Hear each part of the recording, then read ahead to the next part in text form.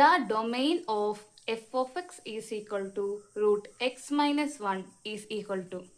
അപ്പോൾ നമ്മുടെ ക്വസ്റ്റ്യനിലെ ഈ ഫംഗ്ഷന്റെ ഡൊമെയിൻ കണ്ടുപിടിക്കാനാണ് പറഞ്ഞുള്ളത്. ഇപ്പോൾ നമുക്ക് കീമിലെ റൂട്ട് എക്സ് ഫോർമാറ്റിൽ ഉള്ള ക്വസ്റ്റ്യൻസിന്റെ ഡൊമെയിൻ കണ്ടുപിടിക്കാൻ പറഞ്ഞെന്ന് വെക്കുക. അപ്പോൾ ഇതിലെ X greater than or equal to 0ക്ക് തുല്യമായിരിക്കും.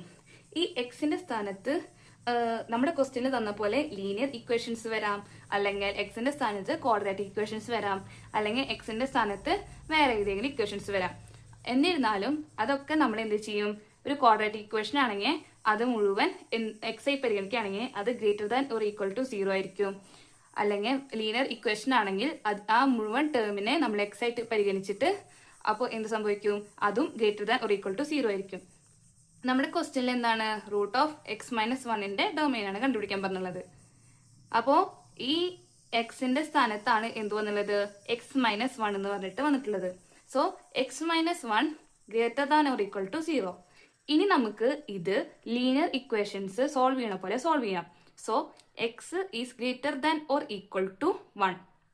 അപ്പോൾ നമുക്ക് എക്സിന്റെ വാല്യൂസ് ഒക്കെ എന്തൊക്കെ ഇടാൻ പറ്റും? എക്സിനെ 1 എന്തായാലും ചെയ്യാൻ പറ്റും. 1ന് ഈക്വൽ ആണ് എക്സ്.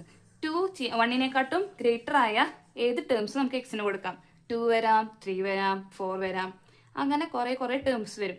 നമുക്ക് ഇൻഫിനിറ്റ് ടേംസ് വരും. ഇപ്പോൾ 1, 2, 3 പോസിറ്റീവ് ആയ കാരണം ഇങ്ങനെ ഇൻഫിനിറ്റ് ടേംസ് ഒക്കെ എന്തായിരിക്കും? പോസിറ്റീവ് ടേംസ് ആയിരിക്കും. അപ്പോൾ പോസിറ്റീവ് ഇൻഫിനിറ്റി.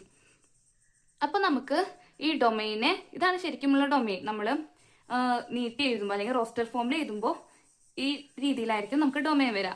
ഇനി നമുക്കൊരു ഇന്റർവെൽ ഫോർമാറ്റിൽ എഴുതണം. ഡൊമെയിൻ ഇന്റർവെൽ ആയിട്ട് നമുക്ക് എഴുതണം. അപ്പോൾ എന്തായാലും ഡൊമെയിനിൽ എന്തുണ്ട്? 1 ഉണ്ട്. 1 ക്ലോസ്ഡ് ബ്രാക്കറ്റ് കോമ, പിന്നെ കുറെ ഇൻഫിനിറ്റ് ടേംസ് ആണ് വരുന്നത്. 1നെക്കാട്ടും ഗ്രേറ്റർ ആയ ടേംസ് ഒക്കെ വരും. അപ്പോൾ അങ്ങനെ പോകുമ്പോൾ കുറെ ടേംസ് വരുന്നുണ്ട്, ഇൻഫിനിറ്റ് ടേംസ് വരുന്നുണ്ട്. അപ്പോൾ നമുക്ക് എന്ത് ചെയ്യാം? ഇൻഫിനിറ്റി, പോസിറ്റീവ് ഇൻഫിനിറ്റി ആയിട്ട് അവിടെ സബ്സ്റ്റിറ്റ്യൂട്ട് ചെയ്യാം. അപ്പോൾ എന്തായി? ഇൻഫിനിറ്റിക്കൊക്കെ ഓപ്പൺ ബ്രാക്കറ്റ് ആണ് കൊടുക്കുക. അപ്പൊ ആൻസർ ഡൊമെയിനെ നമ്മളൊരു ഇന്റർവെൽ ഫോർമാറ്റിൽ എഴുതി. ഈ ആൻസറായി മാച്ച് ചെയ്യുന്ന വല്ല ഓപ്ഷൻ ഉണ്ടോ എന്ന് നമുക്ക് നോക്കാം. ഓപ്ഷൻ സി ഈ ആൻസർ ആയിട്ട് നന്നായി മാച്ച് ചെയ്യുന്നുണ്ട്. So option C is the right answer.